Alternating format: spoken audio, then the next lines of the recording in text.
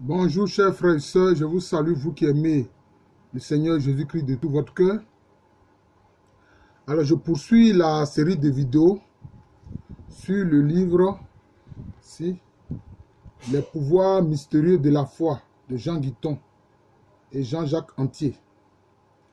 Mais en fait, ici, Jean-Jacques Antier joue le rôle de journaliste, il pose des questions et c'est Jean Guiton qui est théologien qui donne les réponses. Mais les titres, c'est moi qui, disons, les choisis en fonction du contenu.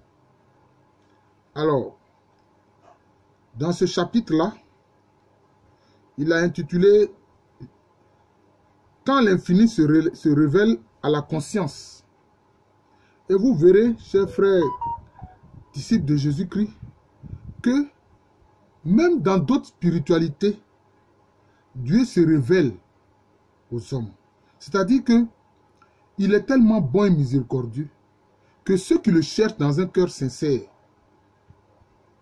même dans d'autres expressions spirituelles autres que celle de son Fils Jésus-Christ, sa parole éternelle, puisque la parole est quand même fille ou fils de la pensée, Dieu se révèle à eux, à leur conscience. Alors voilà donc ce qu'il écrit, par exemple. Pour le mystique oriental, l'ascèse est une voie. Il suffit d'éteindre progressivement les effets des sens, les passions.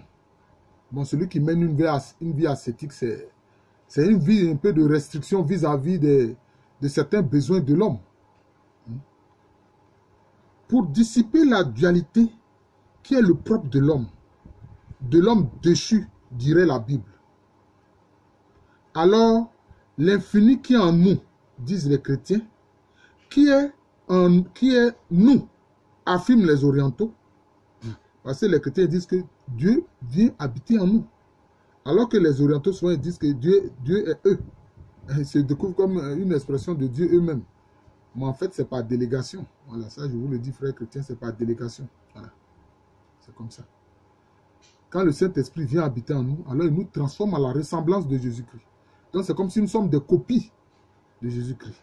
C'est ce que je disais dans une vidéo précédente. Se révèle à la conscience, ici et maintenant, dans l'espace et le temps, comme elle se révélera dans l'éternité. Alors l'espace et le temps, c'est une même réalité, hein, positionnée avec deux positions différentes, mais c'est une même réalité. Plotin, qui est un ancien grec. Oui, je crois qu'il est ancien grec. Ou bien je ne sais même pas s'il est ancien romain. En tout cas, c'est un des anciens. Plotin. Dans les Énéades, je crois qu'il doit être grec. C'est un ancien grec. Dans les Énéades, écrit « Je m'éveille de mon corps à moi-même. » Je m'éveille de mon corps à moi-même. C'est comme s'il prend un peu une distance par rapport à son corps.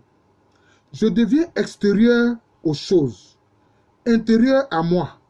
Je vois une beauté d'une miraculeuse majesté. Alors que Plotin, c'était quelqu'un qui... C'était un ancien grec qui, disons, pratiquait ce qu'on appelle les rites de mystère. Hein? C'est un rite mystérieux, souvent même qui vient de l'Égypte antique. Qui vient de l'Égypte antique. Voilà. Alors il continue. Je participe à un monde supérieur. Vous voyez, un ancien grec qui dit ça, je participe à un monde supérieur. La vie que je vis, c'est la plus haute. Je m'identifie au divin. Je suis en lui et parvenu à cet acte suprême, je m'y fixe. Donc Plotin, donc, dans son écrit, 4, disons peut-être chapitre 4, 8, puis 8. Vous voyez, donc c'est ça. Alors, qu'est-ce qu'un mystique? Pose la question Jean-Jacques Antier. Alors, Guiton répond, c'est celui qui, par grâce, est en union avec Dieu et devient avec lui un seul esprit. Parce que effectivement, quand nous invitons le Saint-Esprit, après avoir cru en Jésus-Christ, quand nous invitons le Saint-Esprit à venir habiter en nous, d'ailleurs, c'est à cela que renvoie le rite de la confirmation. C'est pour que le Saint-Esprit vienne habiter en nous. Certains chrétiens, souvent, ils reçoivent ces rites-là, mais ils bénéficient de ces rites, mais souvent, ils ne comprennent pas trop. Voilà. C'est pour que le Saint-Esprit vienne en nous et que l'Esprit du Saint-Esprit soit uni à nous, notre esprit humain. Voilà. Le Saint-Esprit vient s'unir à l'esprit de notre humanité. C'est ce qu'il faut comprendre. Difficile à discerner, les mystiques donnent au monde une saveur. Ils semblent présents à ce monde étranger toutefois. C'est ça. C'est-à-dire qu'ils sont dans le monde, mais ils n'appartiennent pas au monde. C'est ce que Jésus-Christ a dit. Il dit, mes disciples, Père, je ne te demande pas de les retirer du monde, mais garde-les du mauvais. Ils sont dans le monde, mais ils n'appartiennent pas au monde parce qu'ils n'ont pas la conscience du monde, ils n'ont pas l'esprit du monde, ils ont l'esprit du Christ, ils ont la conscience divine. C'est ce qu'il faut comprendre.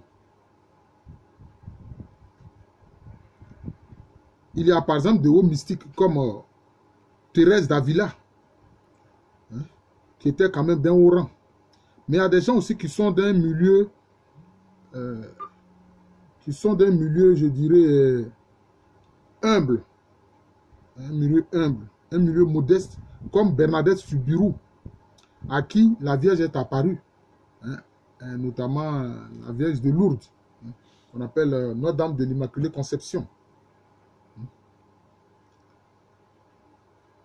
Certains moines le sont, comme Saint Padre Pio, mais il y a aussi des laïcs, il y a des prêtres de paroisse, des missionnaires ou des ermites, quelquefois des femmes mariées ou de bons pères de famille. Parce que qu'est-ce qu'ils veulent? Ils veulent s'unir à Dieu, ils veulent que Dieu vienne habiter en eux. Donc, cela veut dire quoi? Ceux qui cherchent cette communion avec Dieu, on les retrouve dans tous les milieux. C'est ce que Jean Guiton est en train de dire ici. Ils sont comme des amis de Dieu. Voilà. Ils sont amis de Dieu. Mais, il y a aussi certains qui, au départ, étaient hostiles à Dieu. Ils se voulaient des athées. Quelquefois même, ils se proclamaient libertins, comme Ratisbonne, qui était un juif, qui devait, en principe, sa famille il appartient à une famille de banquiers, qui était à Strasbourg.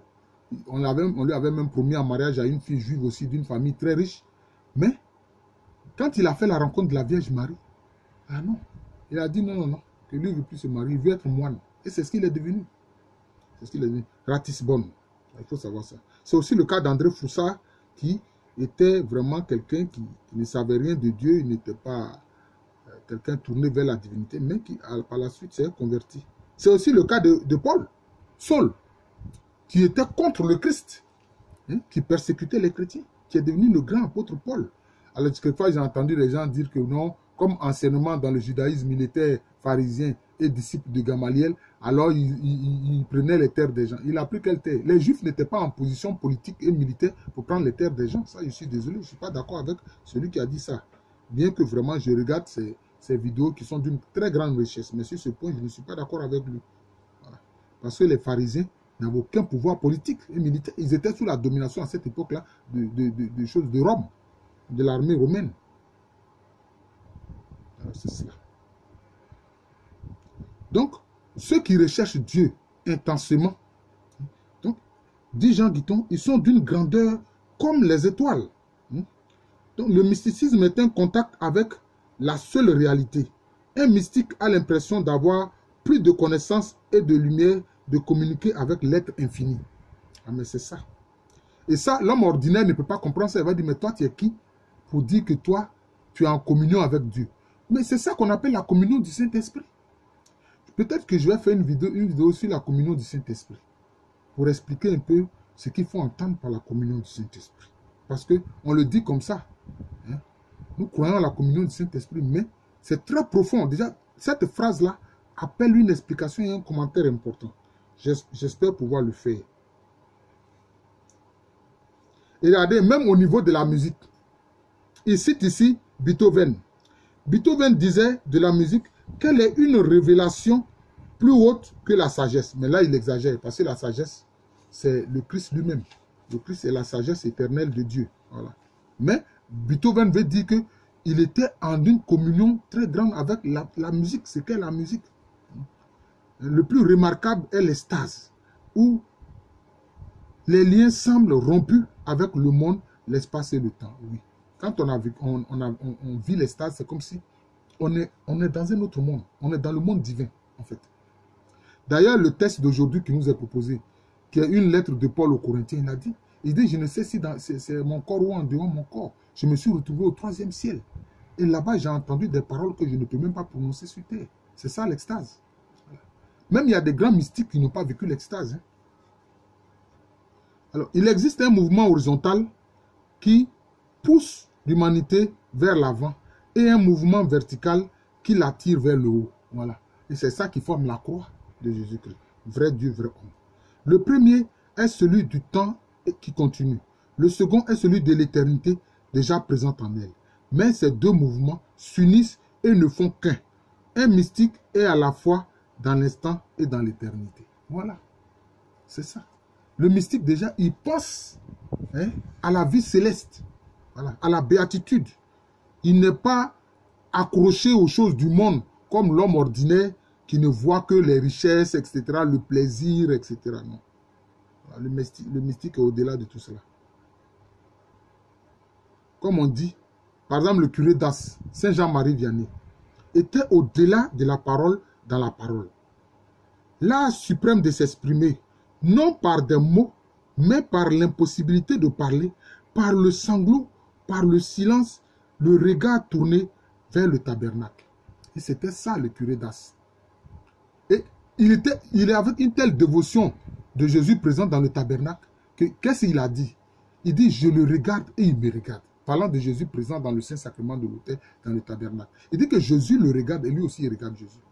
Mais que dit la mécanique quantique, la physique quantique? On dit quand on regarde quelqu'un, la personne existe. Et quand la personne vous regarde, vous existez. Donc il était dans une communion parfaite avec le Christ Jésus. Il regardait le Christ Jésus le regardait. Mais parce que Jésus lui a donné la grâce de le voir dans le tabernacle. Ah oui. J'ai un frère que je connais, il dit comme ça un jour, il était aussi en adoration devant le tabernacle. Et c'est comme s'il a été transporté au moment où Jésus-Christ a vécu, disons, son agonie. Quand Jésus-Christ vivait son agonie dans le jardin de Gethsémani, lui, c'est ce qu'il a vu. Vous voyez, donc c'est ça. Le Padre Pio aussi, ses messes silencieuses étaient bouleversantes. Elles convertissaient. Ici, il faut souligner qu'il bouleverse plus par leur souffrance que par leur jouissance. Il y a une certaine souffrance transcendée dans le mysticisme. Il y a une certaine souffrance transcendée. Il y a même Thérèse d'Avila qui a dit « Je meurs de ne pas mourir ». Parce qu'elle vivait tellement la réalité du monde divin qu'elle ne voulait même plus rester sur terre. Cela ne veut pas dire qu'il faut se suicider. D'ailleurs, elle ne fera jamais cela. Ce sont les désespérés qui font ça. Idée populaire que le mystique se retire au désert ou dans sa cellule pour jouir de son Dieu. Mais c'est pour ça qu'il y a eu les pères du désert. Au début du christianisme, il y a eu les pères du désert, des gens qui se retiraient dans le désert, seuls vivaient seuls là-bas pour être en communion avec Dieu. Mais souvent, le diable les retrouvait là-bas pour les persécuter. Mais Dieu les protégeait. Donc, quelquefois, donc, les mystiques paient très cher les joies, certes incomparables, qu'ils appellent pudiquement consolation. Voilà. Parce que, bon, ils sont très humbles, hein, les mystiques, ils sont très humbles, mais ils sentent déjà la joie de Jésus-Christ qui dit « Fidèle et bon serviteur, entre dans la joie de ton maître ». Il faudrait connaître leurs tentations, leurs ténèbres, leurs nuits de l'esprit, comme le Padre Pio, Thérèse de Lisieux et Marthe Robin. Le curé d'As était tenté de désespoir. Cela veut dire quoi? Cela veut dire que j'ai fait une vidéo sur la nuit de l'esprit ou la nuit de l'âme. Voilà. Saint Jean de la Croix en parle. Voilà. C'est-à-dire que c'est un moment où tu vis une telle souffrance. Le mystique vit une telle souffrance que il peut basculer sur un camp ou un autre. Quand il bascule dans le mauvais camp, c'est-à-dire que là, il est perdu, peut-être il peut se suicider, etc. parce qu'il est désespéré. Voilà. Mais c'est l'occasion où tu comprends que Dieu seul est ton secours. Nul secours en dehors de Dieu. Et alors, tu t'attaches totalement à lui. Voilà. Donc, cette nuit de l'âme aussi permet vraiment d'aller vers pleinement la divinité. Et celui aussi qui en a parlé, on l'appelle Denis l'Aéropagiste. D'ailleurs, c'est ce personnage que Paul a converti à Athènes. Il était l'un des rares que Paul a converti à Athènes quand il est allé à l'aéropage pour parler aux Grecs. Parce que là-bas, quand il a parlé de la résurrection de Jésus-Christ, les Grecs qui se disent amis de la philosophie n'y croyaient pas. Ils ont dit, bon, ça là, il faut laisser ça, tu vas nous en parler une autre fois. Mais d'ailleurs, le Seigneur Jésus-Christ ne voulait même pas qu'il aille à Athènes. Voilà. C'est plutôt à Macédoine que l'Esprit l'a dirigé. Voilà. Donc, comme on dit, par exemple, le curé d'Ars, il n'était pas rassuré par ses succès. Il voulait fuir sa gloire. Parfois, il se sentait damné. Donc, c'est ça. Est-ce parce qu'il voit Dieu que, par compassion, les saints, par comparaison, pardon, les saints ressentent leur néant? Ou est-ce parce qu'ils se sentent séparés de lui au sortir des extases? Et puis Jean Guiton dit, il y a de tout cela. C'est Jean-Jacques Antier qui a posé la question. Il a dit, il y a de tout cela. Parce que quand tu vis ces moments glorieux de l'extase où tu es plongé dans l'univers divin, alors ton manteau doit être le manteau d'humilité. Il faut que tu te couvres d'humilité. C'est pour ça que Paul a dit, et puis c'est dans le texte d'aujourd'hui, hein, dans le texte de Corinthiens que l'Église catholique propose à ses fidèles. Paul a dit que devant toute la gloire de cette extase, de ces extases-là, où il s'est retrouvé au 3e ciel, Dieu a laissé, le Christ a laissé un démon, un envoyé du diable, un démon, planter un dard dans son cœur qui lui faisait très mal. Voilà, pour qu'il reste humble et s'attache au Seigneur Jésus-Christ. Voilà. Donc, c'est ça. Donc, bon, on pourrait penser que bon, les mystiques, c'est comme un petit nombre d'élus, hein, selon la parole du Christ. Il y a beaucoup d'appelés, mais peu d'élus. Bon, donc c'est un peu ça. Mais pourtant, il est dit que ce peuple nombreux-là, c'est le peuple sauvé par Jésus-Christ. C'est en réalité une présence en soi qu'il abrite jusqu'à ce qu'elle éclate. Voilà. Cette présence en soi, c'est la présence du Saint-Esprit en nous. C'est le Saint-Esprit qui habite en nous et en qui nous habitons. C'est Jésus-Christ qui vit en nous et en qui nous vivons. C'est le Père Céleste qui fait sa demeure en nous avec son Fils Jésus-Christ et en qui nous faisons notre demeure aussi. Donc c'est ça. Ce n'est plus moi qui vis, c'est Christ qui vit en moi. C'est que Saint Paul. Voilà, arriver à cette union transformante. Et c'est ça le but de la vie chrétienne. C'est à cause de ça. Saint Séraphin de Sarov a dit quoi? Le but de la vie chrétienne, c'est l'acquisition du Saint-Esprit. C'est recevoir le Saint-Esprit par grâce et ne point attrister le Saint-Esprit, le garder en soi toute sa vie. C'est ça. La sainteté, corollaire de la vie mystique assumée, est-ce cette perpétuelle venue au monde, cette mort au monde, cette agonie sans fin pour une naissance sans fin? Oui, mais justement, parce que le mystique, celui qui recherche cette perfection de la vie, ben, il ne s'occupe plus des choses du monde. Les plaisirs du monde, courir après les plaisirs du monde, etc.